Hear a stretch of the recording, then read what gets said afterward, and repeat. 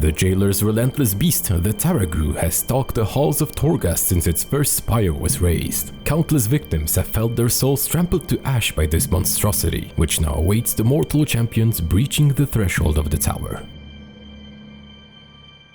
I'm Fintusius and welcome to my normal and heroic Tarragrue guide. If you're interested in other languages, don't forget to enable the subtitle feature and pick the one you're after in the YouTube video.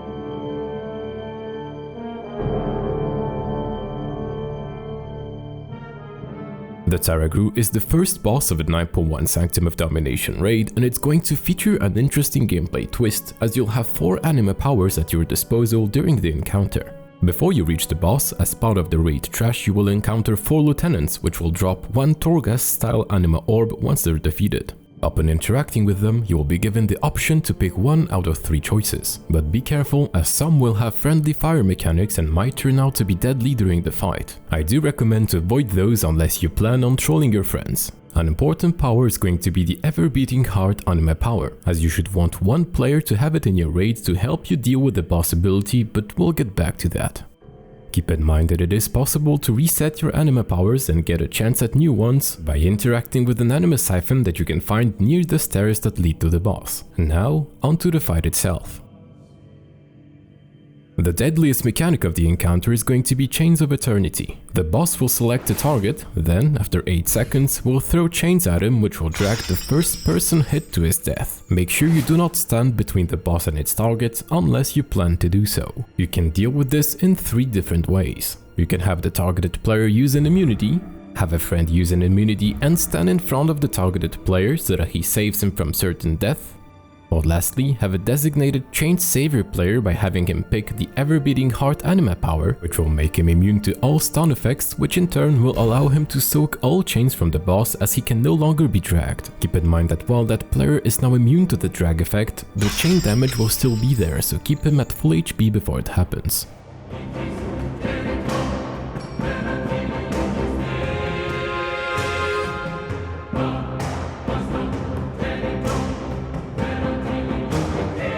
Next, the Tarragrue is going to have an overpowered tank combo, which will stun the current tank for 4 seconds and debuff him with a big 200% damage taken increase. This will need to get taunted back fast by your second tank. Over the duration of the fight, the boss will debuff players with a Dispellable Predator's Howl. This will create a zone around them which will fear any ally that comes in contact with it. Make sure to stay spread out or stand away from those debuffed players.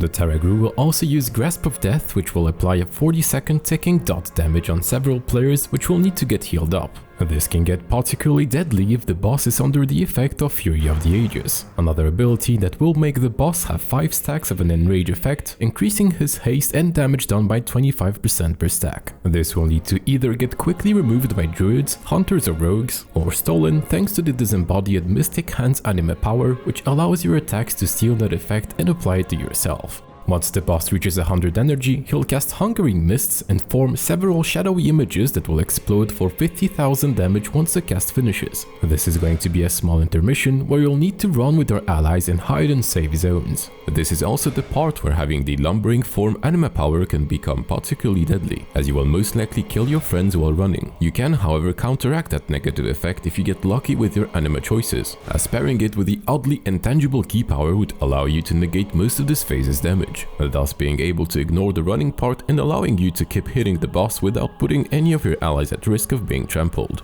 This concludes most of the encounter on normal difficulty. The heroic difficulty will however add remnants of Forgotten Torments, which are going to be 3 types of Torghast-themed soaking zones that will need to get dealt with over the course of the encounter, as they will be buffing the boss.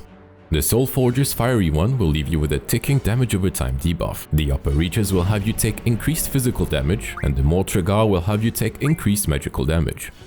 This means that there are 3 things to note about them. The first is that it is possible to soak multiple stacks of a zone, knowing that you can visually see how many stacks are left thanks to the amount of orbs that are floating within the zone. The second is that the player soaking will get debuffed for 1.5 minutes, and you want to avoid extending those as it can become deadly if the fight lasts for too long. The third is that you should manage what type of player soaks what kind of debuff. For example, you can have tanks soak the magical debuff 1 as they don't take magical damage outside of the intermission damage. Then spread the other 2 across different players in a way that won't refresh their 1.5 debuff timer. Keep in mind that your chain savior player will still take the physical hit from the chains, so avoid having him soak the physical debuff.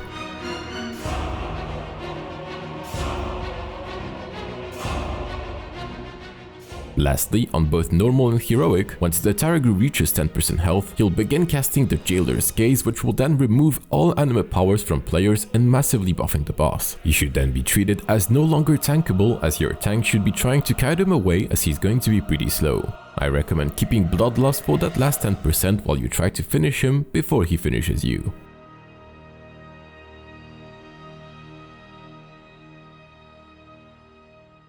If you want to check out additional tips and raid notes, you can find out more in my Discord, as I'll have a pinned section for boss talks. This was my Tarragu boss guide. If you enjoyed it, feel free to hit the like button, and I'll see you hopefully in the next one. And goodbye.